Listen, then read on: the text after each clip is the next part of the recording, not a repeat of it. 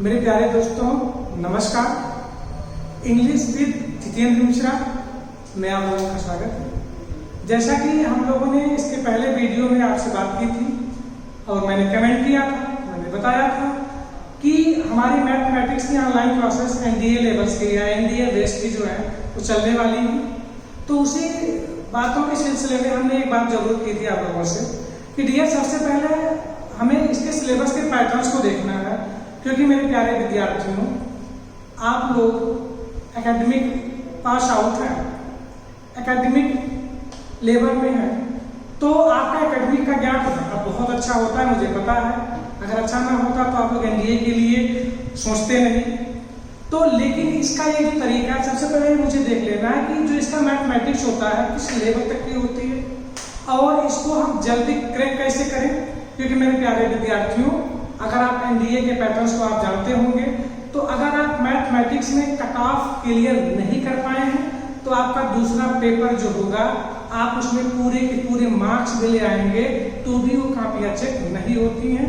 तो इसलिए हमें सबसे पहले इस पर रणनीति बनानी होती है और हमें एक तरीके से इस पे कैसे क्रैक करना होता है, कैसे इसके क्वेश्चंस को जल्दी क्रैक कर लें और उतना तो कर ही लें जितना कि लगभग 10-12 सालों में जो कट ऑफ गया है उसको हम टेस्ट कर पाए। तो इसके लिए यह जानना जरूरी होगी कि इसके सिलेबस क्या है, पैटर्न्स क्या है, ठीक है। तो इसी चीजों को आज मैं डिस्कस करूंगा और जो मेरी ऑनलाइन क्लास चलने वाली है 15 जुलाई से क्लासेस चलेंगी, प्रॉपर क्लासेस चलेंगी, जिसमें हम लोग क्या करेंगे, एक दिन आपका टॉपिक डिस्कस होगा।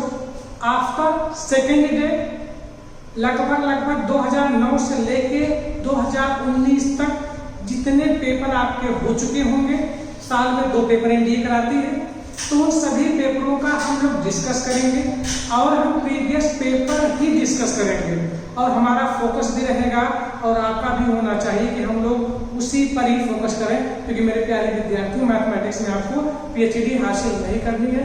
मैं आईआईटी की क्लासें भी लेता हूं, तो हमें आईआईटी की जो मैथमेटिक्स होती है उसके ग्राफ को नहीं टेस्ट करना है, हमें केवल उतना टेस्ट करना है कि जितना यूपीएससी एनडीए में हमसे चाहती है। तो जैसा कि मैंने लिखा, सिलेबस एंड पैटर्न्स एनालिसिस करने जा रहे हैं हम लोग। आइए तो हम लोग फोकस करते हैं और देखते हैं कि अभी आज तक का जो क्राइटेरिया यूपीएससी ने डिसाइडेड की है वो किस तरीके से। तो बेटा एक पार्ट अलजेब्रा का हो जाता है। अब अलजेब्रा में भी काफी चैप्टर्स होते हैं, जैसे क्वाड्रेटिक इक्वेशंस हो गई, सेट थ्योरी हो गई, ठीक है, आपका सीरीज हो गई, जिसको आप लोगों ने एपी जीपीएसपी के नाम से जाना होगा, देखा होगा। तो इसमें भी लगभग 8 से 10 चैप्टर होते हैं। और मेरे प्यारे विद्यार्थियों, अगर हम 9-10 साल के ग्राफ को देखें या लेटेस्ट पैटर्न्स को देखें तो इसमें भी लगभग जो हमने एनालिसिस की है 18 से 25 क्वेश्चन लगभग आ जाते हैं। मेरे प्यारे विद्यार्थियों, मैं नंबर ऑफ क्वेश्चन की बात कर रहा हूँ, नंबर ऑफ मार्क्स की बात नहीं कर रहा हूँ। आप लोग जान लें कि आपका एनडीए का जो पेपर होता है उसमें 120 क्वेश्चन होते हैं, 120 क्वेश्चन होते हैं और प्रत्येक क्वेश्चन आपका होता है 2.5 मार्क्स यानी 2.5 नंबर्स का होता है। तो मैं क्लियर कर दूं, मैं नंबर ऑफ क्वेश्चन की बात यहाँ कर रहा हूँ। तो इसका मतलब अलजेब्रा से लगभग 18 से 25 क्वेश्चन पूछे जाते हैं और मैट्रिक्स और डिटरमिनेंट्स की बात करें तो इससे भी लगभग 8 से 10-12 क्वेश्चन आ ही जाते हैं। ट्राइगोनोमेट्रिकल विद ट्राइगोनोमेट्रिकल फंक्शन की बात करूं तो इससे भी बेटा लगभग 10-12-15 क्वेश्चन आ जाते हैं। हाँ, कोऑर्डिनेट ज्योमेट्री से भी आपके लगभग 6-7 क्वेश्चन आ जाते हैं, जो कि इजी भी होता है और इसको इजी वे में किया जा सकता है। यानी इस पर अगर फोकस कर दिया जाए, मेरे प्यारे विद्यार्थियों, इस पर अगर फोकस कर दिया जाए तो इस पर तो हमारी बहुत अच्छी खासी ट्रिक भी खुद की बनाई हुई ट्रिक है कि हम आपको मैट्रिक्स से भी कैसे क्लियर कर लें और कम समय में कर लें। तो थोड़ा सा फोकस इसलिए भी करना होता है। लेकिन जो सबसे ज्यादा नंबर ऑफ क्वेश्चन हमें देता है वो पूरा बेटा कैलकुलस का पार्ट है। अब कैलकुलस में बेटा डिफरेंशियल इक्वेशन भी आ जाएगी, डिफरेंशियल कैलकुलस भी आ जाएगा, एज वेल एज इंटीग्रेशन भी आ जाएगी और इंटीग्रेशन में बेटा हमारे डिफिनिट एंड इनडिफिनिट दोनों इंटीग्रेशन आएंगे, ठीक है। तो यानी ये ज्यादा पार्ट कवर करता है नंबर ऑफ क्वेश्चन का और बेटा इससे लगभग 20 से 25 क्वेश्चन से ऊपर ही दिख जाते हैं।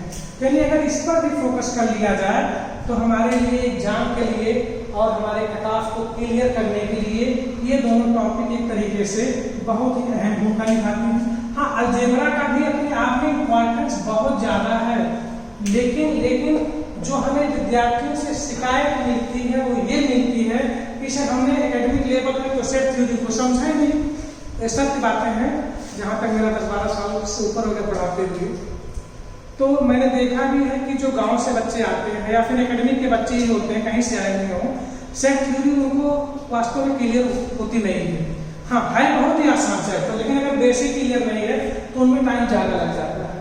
तो मैं अपने इस एग्जाम को देखते हुए, इनकी टाइमिंग को देखते हुए बताता हूँ कि हाँ है तो बहुत बेटर, बट इसमें थोड़े से टफ क्वेश्चन आ जाते हैं, टाइम ज़्यादा लग जाता है, तो इस पर हम बाद में फोकस करेंगे।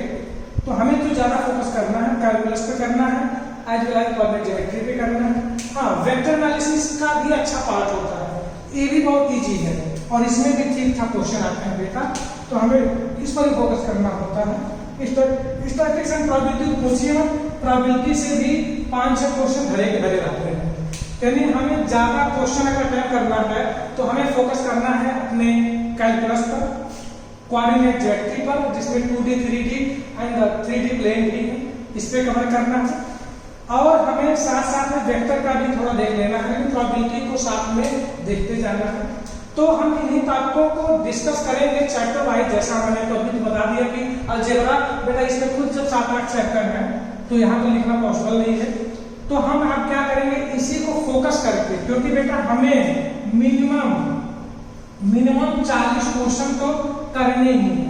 अगर हमारे मिनिमम 40 क्वेश्चन अगर सही चले जाते हैं, मैंने 40 क्वेश्चन किया, 40 का 40 पूरा सही चला जाएगा, तब हमें अनुमान लगाना चाहिए और मानना चाहिए, जहां तक हमने अभी तक पेपर का जो कट ऑफ देखा है, तो 40 नंबर से 40 क्वेश्चन से अगर कम क्वेश्चन आपके हैं तो आप तो पक्का है मैथ के कट ऑफ से बाहर है। अगर इससे बाहर हो गए तो आपका दूसरा पेपर चेक ही नहीं होगा। तो हमें कम से कम 40-45 क्वेश्चन सही करने हैं। तो इन्हीं चैप्टरों पे हमें कमांड हासिल करनी है, जिनको हम इजी कर लें, तेजी से कर लें, और जो हमारे क्वेश्चन भी ज्यादा देते हैं। तो बेटा हमें करना क्या है कि अब मैं 15 जुलाई से अपनी क्लासें लूंगा, तो आप लोगों से मेरी एडवाइस है, रिक्वेस्ट भी है कि हमारे चैनल को सब्सक्राइब करें, ठीक है।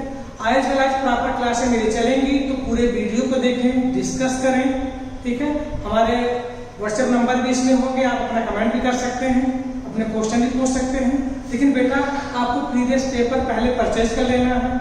जिन विद्यार्थियों के पास पेपर्स नहीं होंगे वो मेरे क्या करेंगे, मेरे यहाँ वेबसाइट पे जाके पूरे 2009 से लेके पूरे पेपर को लोड कर सकते हैं। क्योंकि दोस्तों मैं जब पेपर एनालिसिस करूंगा तो आप लोगों से पूछूंगा कि 2010 का एक क्वेश्चन है, 15 का है, तो आप लोग ढूंढेंगे कहाँ, आपको यकीन नहीं होगा कि आया है कि नहीं आया है। तो आपके नॉलेज के लिए वो अच्छा होगा और प्रैक्टिस के लिए भी अच्छा होगा। तो इसी बातों के साथ अपनी बात खत्म करता हूँ। जय हिंद।